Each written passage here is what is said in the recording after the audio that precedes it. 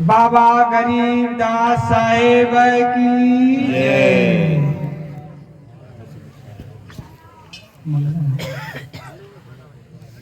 मंगलाराम जी की मुक्तात्मा की जय।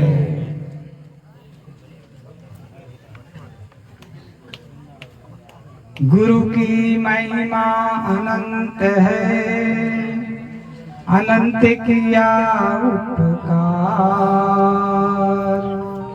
लोचन अनंत उघाड़िया, अनंत दिखावन हार।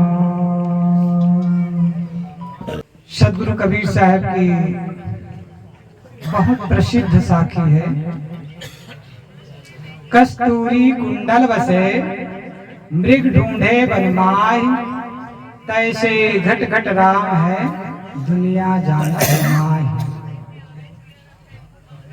यहाँ ईशम्मल कर ले आगे विषयी बाट, स्वर्ग विसाहन सब चले यहाँ बनियाना हाट। रतन का जतन करूं माया का श्रृंगार, आया कबीरा फिर गया झूठा है अहंकार। इन्हीं साखियों पर थोड़ा थोड़ा विचार श्रवण करें। मनुष्य का जीवन बड़ा अनमोल है। हम आप सबको मनुष्य का सुंदर जीवन मिला हुआ है। मनुष्य का जीवन क्यों मिला हुआ है? क्यों मिला हुआ है? शांत रहें। मनुष्य का जीवन क्यों मिला हुआ है? भजन के लिए, भक्ति के लिए। मनुष्य का सुंदर जीवन भजन के लिए मिला हुआ है। आदमी भजन के लिए मिले हुए जीवन को भोजन में बिता देता है। भजन और भोजन दो होता है।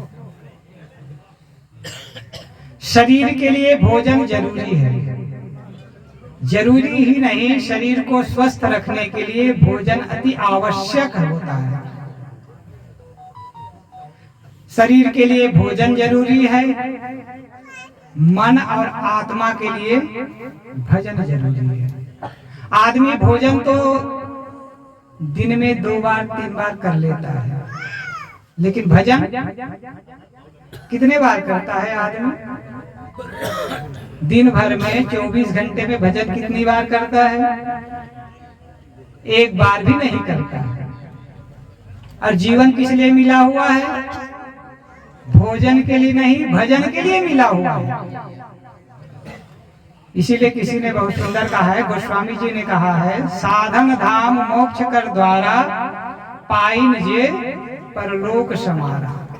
ये साधन का धाम है, मोक्ष का दरवाजा है, और जिनको ये साधन सुलभ है, पाइन जे परलोक समारा, परलोक बना लेता है। तो कहने का मतलब है, ये जीवन हमें मनुष्य का मिला हुआ है, भजन के लिए मिला हुआ है। किंतु आदमी भजन ना करके भोजन में ही जीवन बिता देता है। आदमी का जीवन केवल भोजन के लिए नहीं है, भजन के लिए होता है। आदमी भजन नहीं करता है, इसलिए जीवन में अतृप्ति बनी होती है। इसलिए कबीर साहब कहते हैं, कस्तूरी कुंडल बसे मृग ढूंढे बनमाए। जैसे मृग की नाभि में कस्तूरी होता है, कस्तूरी नामक सुगंधित द्रव्य पाया जाता है, किंतु उस सुगंधि को बाहर समझकर मृग जंगलों में ढूंढता है, पर्वतों में दौड़ता है, खाई खंदक में उलझता है, किंतु थककर हार कर जब स्थिर बैठ जाता है, तब उसे अपनी नाभि में सुगंधि प्रतीत होता है, उसे मिल जाता है। ठीक यही दशा मनुष्यों की है। आदमी ढूंढता है ना। आदमी की एक प्रवृत्ति है हमेशा खोजना। क्यों खोजता है? हर मनुष्य अतृप्त है। बच्चा खिलौनों में सुख ढूंढता है ना। छोटा बच्चा होता है, उसे खिलौना चाहिए, खिलौनों में उसे सुख प्रतीत होता है। बड़ा हो जाता है छोटा, थोड़ा सा पढ़ने लिखने में सुख ढूंढता है ना, उसे सुख लगता है। पढ़ाई करते करते करते पढ़ाई पूरी हो जाएगी तो नौकरी लग जाएगी। पढ़ाई होने के पश्चात किसमें सुख ढूंढता है? नौकरी में। नौकरी मिल जाए तो सुख, नहीं मिला तो दुख। सुख बदलते जा रहा है। बच्चा था, खिलौनों में सुख मिला, मिला नहीं, लगा। थोड़ा बड़ा हुआ, पढ़ने में सुख लगा, और थोड़ा बड़ा हुआ, पढ़ाई लिखाई कर लिया तो नौकरी में सुख लगा। नौकरी मिल गई या धंधा कर लिया, अब उसमें सुख घट गया। किसमें सुख है? अब शादी में सुख है। शादी हो जाए तो सुख मिल जाए। शादी हो गई, शादी का सुख उड़ गया। अब किसमें सुख चाहिए? बच्चों में सुख। शादी कर लिया, बच्चा नहीं हुआ तो दुख। अब सुख बदल गया, बच्चे में सुख। बच्चा हो गया, फिर सुख बदल गया। अब किसमें सुख? धन में सुख। आदमी धन कमाता है, धन में सुख ढूंढता है। सुख का केंद्र बदलते जा रहा है। क्यों? क्योंकि आदमी भजन नहीं करता है। जो व्यक्ति भजन करता है उसका सुख का केंद्र एक होता है। सुख का केंद्र क्या होता है भजन करने वाले का? आत्मा। आत्मा उसके केंद्र में होता है। आत्म स्थिति हो जाती है, आत्मोपलब्धि हो जाती है, परम तत्व की प्राप्ति हो जाती है, उसको सुख मिल जाता है। किंतु आदमी परम तत्व को प्राप्त नहीं करता है। इसलिए कबीर साहब कहते हैं, कस्तूरी कुंडल भसे मृग ढूंढे बनमाई। जैसे मृग रात दिन ढूंढता है, अपने नाभि में बसे हुए कस्तूरी को नहीं प्राप्त कर पाता है, और उसका जीवन ढूंढते ढूंढते ढूंढते बीत जाता है। जैसे आप रेगिस्तान में हैं, रेगिस्तान में गर्मी के दिनों में धूप की लहरियों में रेत में जल प्रतीत होता है ना। आप सबको अनुभव होगा। रेगिस्तान में निकल जाते हैं और गर्मी का दिन हो तो ऐसे लगता है आगे जलाशय भरा हुआ है। थोड़ा आगे बढ़ो तो लगता है कि पानी नहीं, फिर आगे चला गया। उसी को कहा जाता है मृग तृष्णा। संसार के हर मनुष्य मृग तृष्णा में पड़ा हुआ है। उसे लगता है सुख अब मिलेगा, सुख अब मिलेगा, सुख अब मिलेगा, और आदमी का जीवन धीरे धीरे धीरे धीरे धीरे बीतते चला जाता है, सुख उसे मिलता नहीं। आदमी का जीवन खोज में बीत जाता है, खोजते खोजते खोजते बीत जाता है, उसे उसका परम तत्व नहीं मिलता है, फिर आदमी दुखी होता है। इसलिए कबीर साहब कहते, मोह को कहाँ ढूंढे बंदे, मैं तो तेरे पास में, ना तीरथ में ना मूरत में ना काशी कैलाश में, खोजी होए तुरंत मिल जाऊं पल भर की तलाश में। आदमी खोजता जरूर है, किंतु कहाँ खोजता है? बाहर खोजता है। खोजना था भीतर, खोजता है बाहर। जो सुख का स्रोत भीतर है वो बाहर कैसे मिलेगा? धन सुख का स्रोत नहीं है, धन जीवन गुजर का साधन है। एक होता है साधन, दूसरा होता है साध्य, और तीसरा होता है साधक।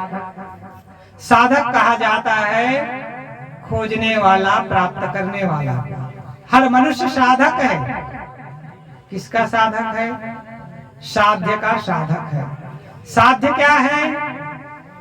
लक्ष्य, सुख। ये सभी मनुष्य का लक्ष्य है, सुख की प्राप्ति, उसका साध्य है। साधन, जिस साधन को लेकर के सुख की प्राप्ति किया जा सकता है वो साधन कहलाता है। तो मैं कह रहा था, आदमी सुख ढूंढता है किंतु धन में ढूंढता है। मुझबर गुरुदेव जी ने कहा है, धन तो केवल तन गुजर के वास्ते है, पर विचारो शांति के क्या रास्ते हैं। क्या कभी किसी को धन पद अधिकार मिलकर हो सका है शांति सागर? शांति का सागर, सुख का सागर वही हो सकता है जो अपने आप को प्राप्त कर लेता है। आदमी आज भटक रहा है, हर आदमी भटका हुआ है। कोई कह सकता है हम तो भटके नहीं। जरा सा विचार करो तो सभी को लगता है कि हर आदमी भटका हुआ है। कोई धन के पीछे भटका हुआ है, कोई पद और उपलब्धि के पीछे भटका हुआ है, कोई परिवार के पीछे भटका हुआ है, तो कोई मंदिर मस्जिद के पीछे भटका हुआ है, कोई तीर्थों के लिए भटका हुआ है, तो कोई अन्य चीजों में भटका हुआ है। हर आदमी भटका हुआ है। हर भटका हुआ आदमी अपने केंद्र से दूर होता है। केंद्र में वही पहुंचता है जो अपने आप को जान लेता है। जानता आदमी क्यों नहीं है? जान क्यों नहीं पाता है? घट में है सूझत नहीं, लानत ऐसे जिंद, तुलसी इस संसार को भयो मोतिया बिंद। घट में है सबका प्राप्तव्य, सबका सुख का केंद्र घट में है ना? आत्मा कहाँ है? आत्मा का वास कहाँ है? घट में है। किंतु उसे न जानने के कारण से आदमी दुखी होता है, परेशान होता है और सुख जीवन भर बना ही रहता है। सुख की खोज जीवन भर बना रह जाता है। आदमी परिधि में घूमता है, केंद्र में नहीं आता है। धन परिधि है, परिवार परिधि है, पद परिधि है, उपलब्धि परिधि है, जो हमसे पर है। दिखने वाला शरीर और संसार सब परिधि है। केंद्र में जो आता है वही परम सुखी होता है। केंद्र है आत्मा। आज आदमी सब कुछ को संभालता है, सब कुछ को सुधारता है, सब कुछ की व्यवस्था करता है, घर की व्यवस्था करता है, परिवार की व्यवस्था करता है, धन की व्यवस्था करता है और नौकरी की भी व्यवस्था करता है, धंधा की भी व्यवस्था करता है। यदि व्यवस्था नहीं करता है तो अपने जीवन की व्यवस्था नहीं करता है। व्यवस्था यदि नहीं करता है तो अपनी मन की व्यवस्था नहीं करता है। यदि व्यवस्था नहीं करता है तो अपने आप की व्यवस्था नहीं करता है। फिर क्या किया? धन तो छूटने वाला है, परिवार भी छूटने वाला है, नौकरी भी छूटने वाली है और धंधा भी छूटने वाला है। छूटने वाली चीजों की व्यवस्था में तो पूरा जीवन लगा दिया। और जो चिरस्थायी रहने वाला है आत्मा, चिरस्थायी रहने वाला है शांति, चिरस्थायी रहने वाला है सुख, उसकी व्यवस्था तो किया नहीं। और जब उसकी व्यवस्था किया नहीं तो फिर क्या मिलने वाला है? अंतिम में पछताना पड़ेगा, हाथ मलना पड़ेगा। उदाहरण याद आ गई। कहा जाता है अकबर और बीरबल की कहानी बहुत प्रसिद्ध है। अकबर हमेशा दान करता था। कोई भी किसी भी काम से खुश हो जाता तो पुरस्कार देता था, दान देता था। और उसका मंत्री था बीरबल।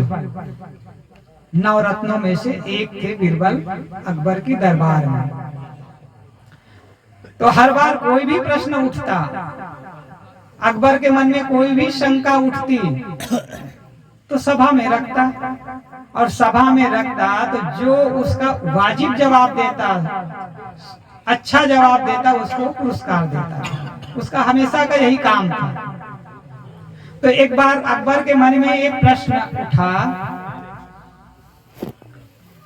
कि शरीर के हर अंग में बाल उग जाते हैं, चेहरे में भी बाल उग जाता है, सिर में तो बाल होता ही होता है, शरीर के अंगों में भी, हाथ पैर पेट पीठ इत्यादि हर अंग में बाल उग जाते हैं, किंतु बाल कभी नहीं होता है तो हाथ की हथेलियों में नहीं होता है, उंगलियों में, उंगलियों के पीछे भाग में भी बाल उग जाते हैं।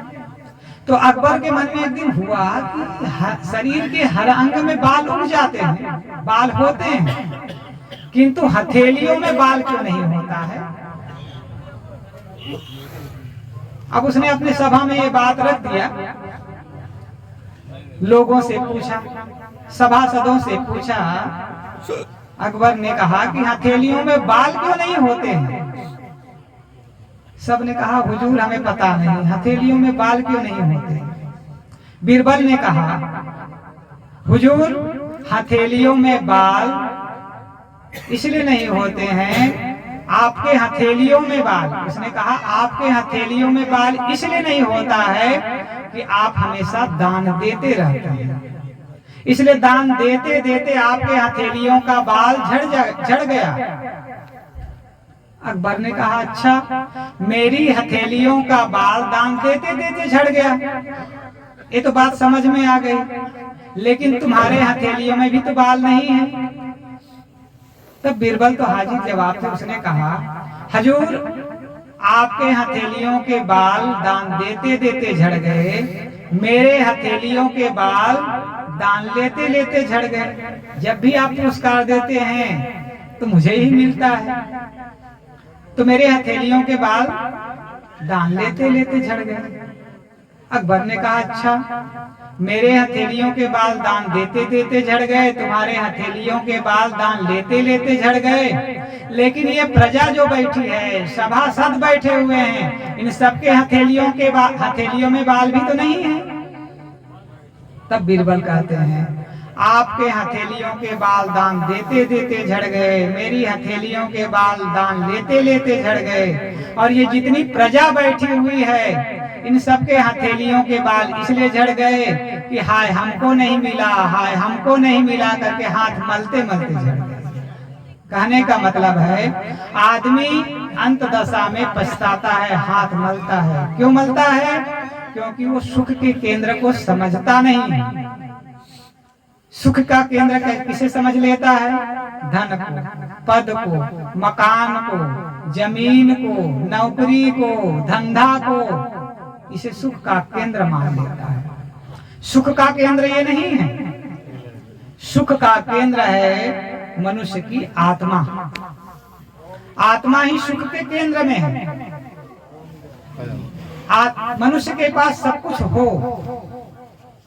सब कुछ हो, किंतु शरीर में जीवात्मा ना हो। जैसे मंगलाराम जी आज हमारे बीच नहीं है, उसका शरीर तो तब भी था जब उसके शरीर से जीव निकल गया, तो उसके शरीर तो तब भी था, किंतु जीवात्मा नहीं था, इसलिए वो हमारे बीच नहीं रह गया। कीमत किसकी है? शरीर में सर्वाधिक महत्वपूर्ण चीज क्या है? जीवात्मा है। किंतु आदमी सर्वाधिक महत्वपूर्ण चीज की कीमत नहीं आंक पाता है। किसकी कीमत आंकता है? दुनिया में विनसने वाली चीजों का कीमत आंकता है। ऊपर और उठ जाता है तो मंदिर मस्जिद में भगवान की कीमत आंकता है, अपनी कीमत नहीं आंकता है, अपनी आत्मा की कीमत नहीं आंकता है। जिसके रहने से घर घर लगता है, जिसके रहने से शरीर शरीर लगता है, जिसके रहने से मकान दुकान दुकान लगता है, जिसके रहने से परिवार परिवार लगता है, जिसके रहने से सब कुछ सुखमय लगता है, और वो जब निकल जाता है तो सब कुछ बेगाना हो जाता है। उसकी कीमत आंकता नहीं है आदमी। इसलिए आज आदमी दुखी है, परेशान है, चिंतित है। क्यों? क्योंकि वो सुख के केंद्र को नहीं समझ पाता है। इसीलिए आदमी आज भटका हुआ है, दुखी है, परेशान है, और अपने जीवन को भी समझ नहीं पाता है। क्यों नहीं समझ पाता है? कबीर साहब कहते हैं यहाँ ही सम्मल कर ले आगे भी सही बात। इसी मनुष्य जीवन में सम्मल इकट्ठा करने का मौका है। कोई कह सकता है कि आगे कर लेंगे, बुढ़ापा में कर लेंगे। मनुष्य जीवन एक बार बीत जाने के पश्चात भजन का, भक्ति का सौभाग्य मिलने वाला नहीं है। इसलिए कबीर साहब कहते हैं यहाँ ही सम्मल कर ले। इसी मनुष्य जीवन में इसी क्षण सम्मल कर सकते हैं, भजन कर सकते हैं, भक्ति कर सकते हैं। यदि चूक गए तो फिर क्या हो गया, क्या होगा? चिड़िया चुग गई खेत, अब पछताए होत क्या, चिड़िया चुग गई खेत। जवान आदमी रहता है तब क्या सोचता है, बुढ़ापे में भजन करेंगे। किसी ने बहुत सुंदर गाया है, भजन करो मस्त जवानी में, बुढ़ापा किसने देखा है। भजन करो मस्त जवानी में, बुढ़ापा किसने देखा है। भजन करो मस्त जवानी में, बुढ़ापा किसने देखा है। आँख से अंधे हो जाओगे, आँख से अंधे हो जाओगे, संत दरस तुम कर नहीं पाओगे। संत दरस करो मस्त जवानी में, बुढ़ापा किसने देखा है। भजन करो मस्त जवानी में, बुढ़ापा किसने देखा है। सबको पता है बुढ़ापा आते ही आंख कमजोर हो जाती है, जर्जर अवस्था में आंख से दिखाई ही नहीं देता है। अब फिर आदमी चाहे कि संतों के दर्शन कर ले तो दर्शन कर पाएगा, करना कठिन हो जाता है। जब तक शरीर स्वस्थ है, शरीर में शक्ति है, शरीर जवान है, सबल है, तभी तक भजन भक्ति कर सकते हैं। इसलिए गाने वाला गाता है, भजन करो मस्त जवानी में, बुढ़ापा किसने देखा है। कान से बाहरे हो जाओगे, कान से बाहरे हो जाओगे, भजन तुम सुन नहीं पाओगे। सत्संग तुम सुन नहीं पाओगे। भजन सुनो मस्त जवानी में, सत्संग सुनो मस्त जवानी में, बुढ़ापा किसने देखा है। भजन सुनो मस्त जवानी में, बुढ़ापा किसने देखा है। मुख से गूंगे हो जाओगे, भजन तुम गा नहीं पाओगे। मुख से गूंगे हो जाओगे, भजन तुम गा नहीं पाओगे। भजन गाओ मस्त जवानी में, बुढ़ापा किसने देखा है। भजन करो मस्त जवानी में, बुढ़ापा किसने देखा है। हाथ से लूले हो जाओगे, बुढ़ापा आते ही क्या होता है, शरीर की सारी इंद्रियां शिथिल हो जाती है। आंख से दिखना कम हो जाता है, कान में से सुनाई देना कम हो जाता है, और मुख भी जवाब दे देता है। बोलने का हो राम राम तो निकलता है लाम लाम। राम राम बोलो भाई, राम राम तो क्या कहेगा, लाम लाम। दांत टूट जाते हैं तो मुख से बोलना भी नहीं होता है। तो कहने वाला कहता है, भजन करो मस्त जवानी में, बुढ़ापा किसने देखा है। दान करो मस्त जवानी में, बुढ़ापा किसने देखा है। भजन करो मस्त जवानी में, बुढ़ापा किसने देखा है। पैर से पंगुले हो जाओगे, संत दरस तुम चल नहीं पाओगे। संत दरस के लिए तुम चल नहीं पाओगे। संत दरस करो मस्त जवानी में, बुढ़ापा किसने देखा है। भजन करो मस्त जवानी में, बुढ़ापा किसने देखा है। तो मैं कह रहा था कि सुंदर मनुष्य का जीवन मिला हुआ है।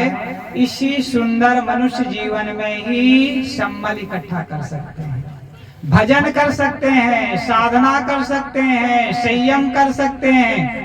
और एक बार चूक गए तो केवल पछताने के अलावा कुछ भी मिलने वाला नहीं है। कोई कह सकता है कि आगे भी मनुष्य का जीवन मिलेगा, कोई कह सकता है कि हमें आगे भी मनुष्य का जीवन मिलेगा, तब भजन कर लेंगे, भक्ति कर लेंगे, संयम कर लेंगे, साधना कर लेंगे और परम तत्व की प्राप्ति कर लेंगे। क्या गारंटी है?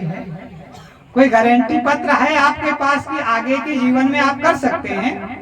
कोई गारंटी नहीं। जो मनुष्य का जीवन मिला हुआ है, सुंदर स्वस्थ शरीर मिला हुआ है, सुंदर बुद्धि मिली हुई है, सुंदर समझ मिली हुई है और संत गुरुजनों का सानिध्य भी मिला हुआ है। किसी ने बहुत सुंदर कहा है, मानुस्तन सदगुरु मिलन मोक्ष इच्छा होए, दुर्लभ तीनों परम है, पाय सुयोग न खोए। मनुष्य का जीवन मिलना दुर्लभ है। आप इसी पोखरन शहर में चले जाएं तो कितनी संख्या होगी, जनसंख्या होगी? ज्यादा से ज्यादा 30,000 की जनसंख्या बता रहे हैं। 30,000 की जनसंख्या पोखरन में मनुष्यों की है और चींटी कीड़े मकोड़ों की संख्या करोड़ों में होगी। और उन चींटी कीड़े मकोड़ों को मनुष्य जीवन का लाभ मिला हुआ है?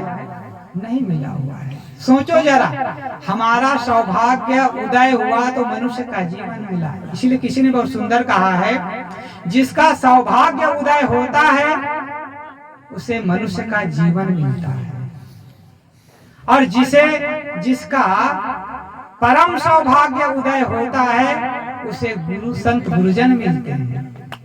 और जिनका परम सौभाग्य से और ऊपर उनके ऊपर सौभाग्य बरसता है, उन्हें मोक्ष की प्राप्ति होती है।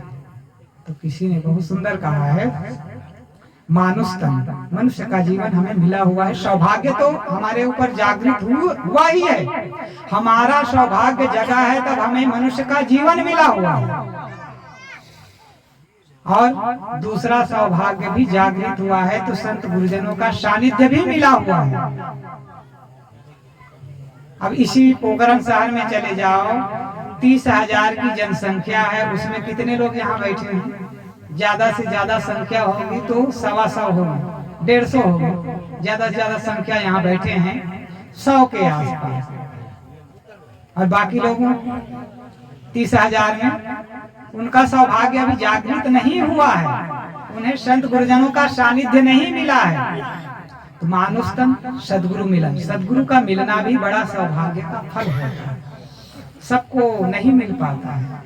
और तीसरा सौभाग्य जागृत करना पड़ता है। 2 सौभाग्य मिलता है, कर्म प्रारब्ध से मिलता है, कर्म संस्कार के वशीभूत मिलता है। मनुष्य का जीवन और संत गुरुजनों का मिलना पूर्व के पुण्य से मिलता है, किंतु मोक्ष पुण्य से नहीं मिलता है। कर्म संस्कार से नहीं मिलता है, प्रारब्ध से नहीं मिलता है, मोक्ष पुरुषार्थ से मिलता है। इसीलिए जिसके जीवन में मोक्ष की इच्छा होती है, कोई कह सकता है मोक्ष क्या वस्तु है, मोक्ष क्या चीज है। मोक्ष का मतलब होता है छुटकारा। जीव अजर अमर है, लेकिन शरीर तो अजर अमर का भाव नहीं रखता है। मन में अजर अमर का भाव बना रहता है, नहीं बना रहता है। इसलिए जीव मन के वशीभूत होकर भटका रहता है संसार में।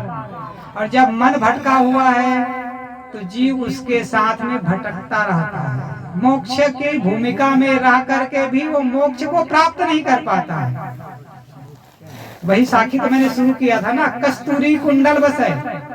कस्तूरी मृग के नाभि में बसा हुआ है, फिर भी वो भटक रही है ना, मृग भटक रहा है ना मृग। ठीक वैसे ही हमारे घट में मोक्ष या सुख या शांति का केंद्र बसा हुआ है, किंतु फिर भी हम भटक रहे हैं। विषयों में भटक रहे हैं, धन में भटक रहे हैं, मंदिर मस्जिद में भटक रहे हैं, तीर्थों में भटक रहे हैं, प्राणी और पदार्थों में भूले हुए हैं। आत्मा तो अजर अमर है, किंतु हमारा जीवन अजर अमर नहीं है, इसलिए भटके हुए हैं ना। तो मैं कह रहा था कि सुख का केंद्र आदमी के अंदर है, फिर भी वो भूला हुआ है। आदमी के पास सब कुछ हो, थोड़ा सा ध्यान दे, आदमी के पास गाड़ी भी हो, बंगला भी हो, नौकरी भी हो, परिवार भी हो, पुत्र भी हो और अच्छा मकान भी हो, किंतु शांति ना हो, चैन ना हो, तो धन में सुख मिलेगा, परिवार में सुख मिलेगा, नौकरी में सुख मिलेगा, जमीन जायदाद में सुख मिल सकता है? नहीं मिल सकता। एक उदाहरण से समझ लें, एक आदमी के पास साइकिल थी। पहले का समय था, आज से 80 वर्ष पहले, 70-80 वर्ष पहले की बात है।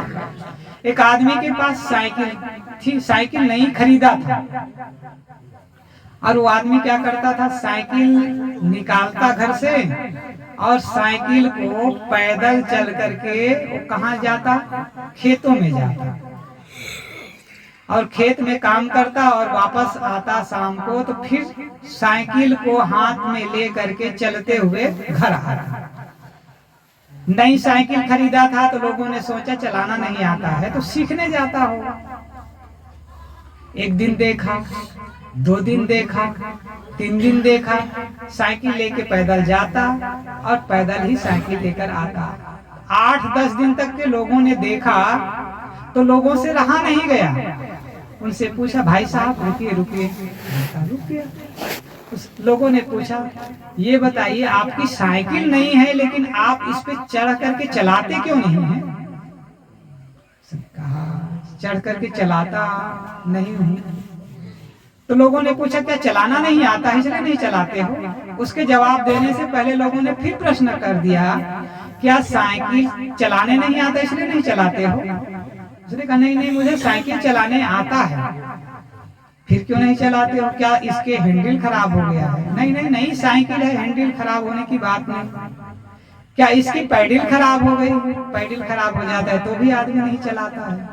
नहीं पैडल भी ठीक है। उसने कहा, सीट खराब हो जाती है तो भी आदमी नहीं चलाता है, सीट टूट जाती है तो भी चलाते नहीं बनता। उसने लोगों ने कहा, क्या सीट खराब हो गई इसलिए नहीं चलाते? उसने कहा, साइकिल नहीं है, हैंडल भी ठीक है, पैडल भी ठीक है, सीट भी ठीक है और चलाने भी आता है। तब लोगों ने झल्लाते हुए कहा, फिर आप साइकिल चलाते क्यों नहीं? तो वो आदमी साइकिल वाला कहता है, इसका सब कुछ ठीक है, केवल एक चीज नहीं है। लोगों ने कहा, क्या नहीं है? उसने कहा, इसमें चैन नहीं है। अब बताओ, साइकिल के हैंडल भी ठीक, सीट भी ठीक, पैडल भी ठीक, चलाने भी आता है, साइकिल नहीं है और साइकिल में चैन ना हो, साइकिल चलेगी एक पग, चल नहीं सकती। ठीक यही दशा संसार के सब मनुष्यों के लिए लागू होता है। धन भी है, जमीन भी है, मकान भी है, शरीर स्वस्थ भी है, सुंदर बुद्धि भी है, नौकरी भी है, उपार्जन का साधन भी है, सब कुछ है, किंतु जीवन में चैन नहीं है, जीवन में सुख नहीं है, जीवन में शांति नहीं है। फिर आपने क्या पाया? जीवन में क्या पाया? जीवन का मूल चीज तो है नहीं, जीवन का केंद्र तो है नहीं, जीवन में सुख का स्रोत तो है नहीं, फिर क्या पाया जीवन में? सुंदर मनुष्य का जीवन मिला हुआ है सुख शांति की प्राप्ति के लिए, सुंदर मनुष्य जीवन मिला हुआ है मोक्ष की प्राप्ति के लिए, और वो काम नहीं किया तो मनुष्य का जीवन प्राप्त करके क्या पाया, क्या किया? इसलिए कवि साहब कहते हैं, यहाँ ही सम्मल कर ले आगे विषयी बाट, आगे इस मनुष्य जीवन के चुक जाने के पश्चात केवल विषयी बाट, अन्य खाने के प्राणियों में जा करके केवल विषय का भोग ही कर सकते हो, भजन नहीं कर सकते हो, भक्ति नहीं कर सकते हो, जीवन को स्वर्ग में नहीं बना सकते हो। जीवन में चैन नहीं तो कुछ भी नहीं। आदमी सुंदर जीवन जी करके अपने जीवन को स्वर्ग में बना सकता है। आदमी कहता है, सोचता है और बोलता है कि मरने के बाद स्वर्ग हो जाएगा। अभी सुन रहे थे ना, स्वर्गीय आत्मा की जय। अब क्या प्रमाण है कि जीव स्वर्ग में गया कि नरक में गया? कह दिया जाता है स्वर्गीय। एक उदाहरण आता है, एक महात्मा थे और महात्मा की कुटिया जो थी शमशान भूमि के पहले थी। महात्मा की कुटिया थी और कुटिया जो थी शमशान भूमि के पहले थी। तो कोई आदमी की अर्थी निकल के जाती उस कुटिया के आगे से और शमशान भूमि में लोग जला देते, तो उसके पास कोई आदमी आता तो महात्मा कहते इसकी जीवात्मा स्वर्ग गया, और किसी की जीवात्मा को कहता कि नरक गया। तो लोगों ने पूछा आप कैसे जानते हैं कि इसकी जीवात्मा स्वर्ग गया, इसकी जीवात्मा नरक गया? तो उसने कहा इसमें बहुत सरल बात है, बहुत छोटी सी बात है। जब किसी की अर्थी को लेकर के लोग आते हैं और इसी रास्ते से निकलते हैं तो मेरी कुटिया में पानी है, कुआं है, तो लोग अर्थी को यहाँ पर रखते हैं और अर्थी को रख करके उसकी दिशा को बदलते हैं ना। अर्थी उठा करके लोग ले जाते हैं, तो जहाँ गांव का आखिरी छोर होता है वहां ले जाने के बाद क्या करते हैं, अर्थी को नीचे रखते हैं, जमीन पे रखते हैं और रख करके क्या करते हैं, उसके दिशा को बदलते हैं। जिधर सामने सिर को ले जा रहे थे उधर क्या करते हैं, पैर को करते हैं ना।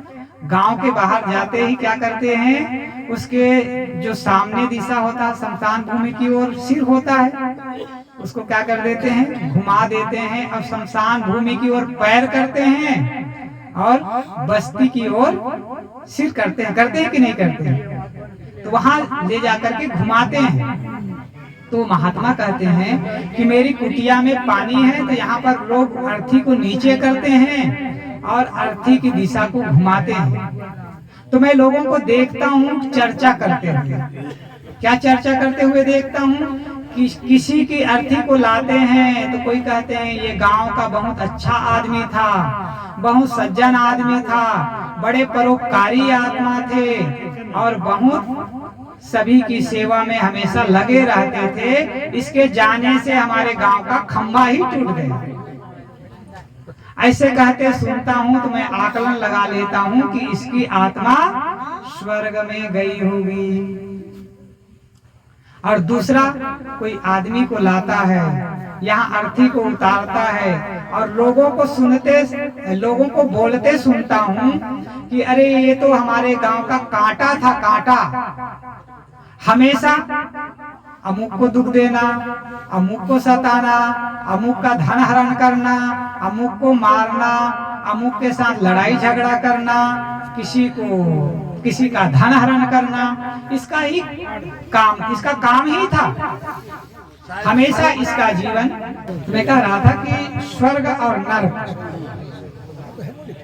आदमी की कल्पना होती है कि जीव स्वर्ग में जाता है, नरक में जाता है। स्वर्ग क्या है? कहा जाता है स्व में गमन स्वर्ग, स्व में गमन स्वर्ग। स्व खुद, आत्मा, आत्मा में जिसका मन चला जाता है उसे स्वर्ग मिलता है। जीते जी स्वर्ग होता है। जियत न तरे मुए का तरियो, जीते जो न तरे। कवि साहब कहते हैं जीते जी स्वर्ग होता है। आदमी को स्वर्ग कब मिलता है? जब दान करता है, सेवा करता है, परोपकार करता है, अच्छे कर्मों में प्रवृत्त होता है, तो जीते जी स्वर्ग में होता है। हमारे गुरुजी का एक सूत्र है, प्रेम में स्वर्ग है, अनासक्ति में मोक्ष है। जिसका जीवन प्रेममय है, जिसका जीवन सदाचारमय है, जिसका जीवन सेवामय है, जिसका जीवन भक्तिमय है, जिसका जीवन साधनामय है, वो अपने जीवन में स्वर्ग में उपस्थित है। जीवन में ही स्वर्ग है। और जो व्यक्ति काम, क्रोध, लोभ, मोह, बैर, विरोध, हिंसा, हत्या, राग, द्वेष, तेरा, मेरा में पड़ा हुआ है, वो नरक में है। जीते जी नरक में है। उसका जीवन ही नरक है। मर करके कोई स्वर्ग नहीं जाता है और मर करके कोई नरक नहीं जाता है। जीते जी जीवन में स्वर्ग और नरक होता है। इसी जीवन में स्वर्ग और नरक दोनों हैं। कहीं आगे स्वर्ग नहीं मिलने वाला है और कहीं आगे नरक भी मिलने वाला नहीं, जहाँ जा करके दुख हो। तो कवि साहब कहते हैं यहाँ ही सम्मल कर ले, स्वर्ग का सम्मल इसी जीवन में कर ले। आगे विषय गाठ स्वर्ग विषान सब चले, जहाँ बनिया नहाट। पंडित पुरोहित ने लगा दिया है कि ऊपर आकाश में स्वर्ग है। ऊपर आकाश में स्वर्ग होता तो वैज्ञानिक आज ढूंढ के बता दिए होते, लेकिन ऊपर आकाश में स्वर्ग के भ्रम में ना पड़े। जीवन को स्वर्गमय बनाए, जीवन को शांतिमय बनाए, जीवन को सुखमय बनाए। उसे पाना नहीं है, ढूंढना नहीं है, खुद में मन को स्थिर करना है। पाने से मिलने वाली वस्तु छूट जाती है, ढूंढने से जो भी वस्तु मिलती है वो जड़ होती है, पर होती है, छूटने वाली होती है, सुखमय नहीं होती है। इसलिए बाहर सुख को पाना नहीं है, बाहर खोजना नहीं है, बाहर से मिलेगा वो छूट जाएगा। इसीलिए किसी ने बहुत सुंदर कहा है, सुख ढूंढ रहे तुम मन में, गिरगावर के कंदर में, पर पता नहीं तू पाया वह है तेरे अंदर में। तेरे ही अंतस्थल में सुख सागर लहराता है, पर तू विपन्न हो करके दर दर ठोकर खाता है। घर में, वन में, मंदिर में, सेठों के गोदामों में, नृप के कोषागारों में, नभ के तारों तारों में, पूरब में व पश्चिम में, ठाकुर मंदिर द्वारों में। सुख शांति नहीं पाओगे। जब मन विषयों से मुड़कर अपने में आ जाएगा, तब सुख का स्रोत खुलेगा जो है अनंत अपने में। फिर उसको पाकर नहीं होगा दुख सपने में। तो आपके सुख का स्रोत आपके भीतर है। सुख के स्रोत को बाहर खोजो मत, भीतर झांको, भीतर मन को स्थिर करो, मन को भजन भक्ति में लगाओ, तो सुख का स्रोत मिल जाएगा। फिर न खोजना होगा, न पाना होगा, सुख अपने आप में मिल जाएगा, फिर तृप्त हो जाओगे। तो मैंने शुरू किया था, कस्तूरी कुंडल बसे मृग ढूंढे वनमाए, तैसे घट घट राम है दुनिया जानत नाय। यहाँ सम्मल कर ले आगे विषयी बाट, स्वर्ग विसाहन सब चले जहाँ बलियाना हाट। बोलिए सदगुरु कबीर साहेब की जय, गरीब साहेब की जय, पुण्यात्मा की जय।